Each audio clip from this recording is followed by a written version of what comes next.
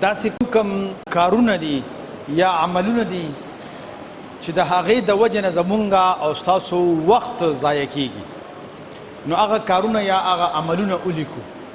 پنځه ملګري کینی مشوره پې وکړي، بیا ما ته یو څو ملګري بیان کړي. جی، د ضرورت نه زیات خوب کول، بالکل صحیح شو. جی ها، اوس کو د ټولو څیزونو ته مونږ وګورو، د دې ټولو څیزونو د کنټرول کولو صرف یو حل دی. تاسو بعض اوقات کتلی ماسټر کی ورته وایي. څه ورته وایي؟ ماسټر کی. داسې یو چابي وي چې په هغې باندې هره تاله کولاویږي، ای ته ماسټر کی وایي. اوس کو تاسو وایئ چې خوب دې زما په کنټرول کې شي، که تاسو وایئ چې لایاني دې ختمه شي، خبرونو ته دې زه جوړ نشم، تفسیرو ته دې زه جوړ نشم، کو تاسو وایئ چې خوراک دې زما په کنټرول کې شي، خوراک دې زه کم کوم یا مناسب کوم، یا چې سم وایئ تعلقات، غیر ضروري تعلقات، نو د دې ټولو لپاره یو چابي ده. هغه چابي څه ده چې خپل هدف کله انسان جوړ کی، د دغه هدف په بنیاد باندې چې دې اهم کارونو لیست جوړ کی، نو د ده به خوب هم کنټرول شي، تعلقات به هم کنټرول شي، لایاني به هم کنټرول شي، او غیر ضروري څیزونه به ټول کنټرول شي. خوب خندا په بېغمۍ کېږي رحمانه، او چې په زړه دې د یار غم وي څه به خوب او څه خندا کا. نو دلته د یار ضمیر چې کوم اړخ ته راځي، نو هغه خپل هدف دی. صحیح ده که نه؟ چې ځان ته د هدف ایښي وي، نو بیا به خوب او خندا نه وي، بیا به عمق شانتې د انسان غم او فکر دته لګېدلی چې یاره زه دا خپل هدف اول برابر کړم. داسې ده.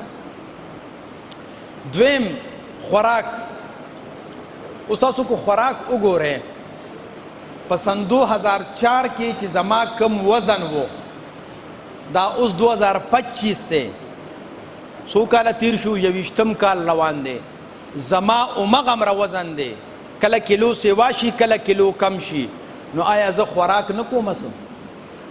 نو زما ولې وزن کنټرول دی؟ وجه دا ده چې ما ځان ته یو هدف ایښی دی، د هغه هدف په اعتبار سره زه خوراک دومره کومه چې څومره ماته ضرورت دی. نن مولوي صاحب دارې ګواه دی، وي یاره تاسو به روټۍ خورئ، ما یې زه خو روټۍ نه خورم دغه. او چې کله د انسان دی کله ګیر شو روټۍ د غرمې خورم، بیا د شپې نه خورم، بس 2 وخته خوراک کوم. منځ کې پکې ډرای فروټس اوبه یا دا څیزونه کومه. نو یو دقه، نو خوراک به هله کنټرول کېږي چې ما ځان ته هدف ایښی دی چې زما وزن دومره پکار دی، نو د هغه وزن په حساب سره زه خپل خوراک کوم. زما په کور کې زما د بیډ لاندې د وزن د تللو اله پرته ده، کله کله پې زه ځان وګورم چې څومره شومه، نو کله کیلو سیوا وي او کله کیلو کم وي، نو خوراک همقمره کومه. نن سارم هم ما 3 کیلومیټره منډه والی ده، 3 کیلومیټره.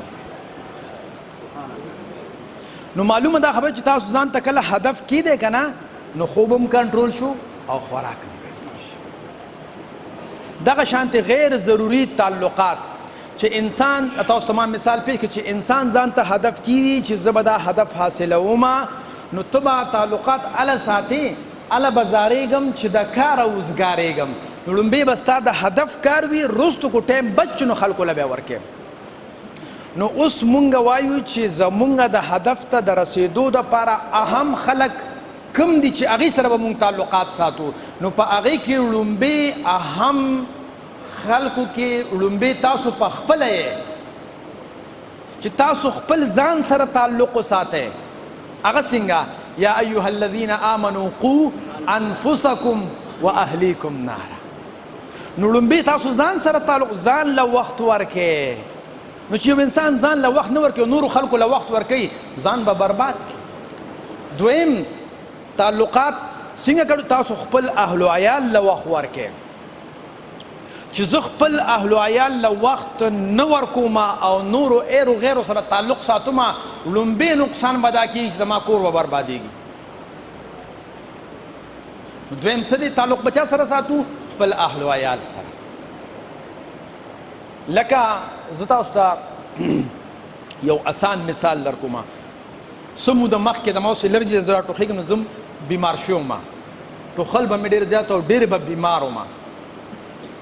نو چې په کټ پروت ما نو کټ باندې ما سره څوک ناستو زما ښځه بچي رونه خویندې او پلار مې راته وی بچي بېګا دې ډېر ټوخلي دي وی خوب مې نه دی کړی بچي اوس څنګه چې ما نو ښځه مې راپاسه ته ولې طبیعت دې څنګه دی دا دارو خوره اوبه پکار دي که څه پکار دي اوس تاسو راته ووایئ چې آیا لومبې تعلق ساتل زما ښځې بچو د مور پلار سره پکار دی که یارانو دوستانو سره پکار دی ښځې بچو مور پلار سره پکار دی نو چونکې مونږ ته هدف نشته دی او د هغې په لحاظ سره د الاهم فالاهم هغه ترتیب نشته دی نو مونږ ایرو غیرو سره تعلق ساتو خپل ځان او ښځه بچي مې ایر کړي دي ځکه مونږ په مشکلاتو کې یو او زمونږ په لږ وخت کې بیا ډېر کارونه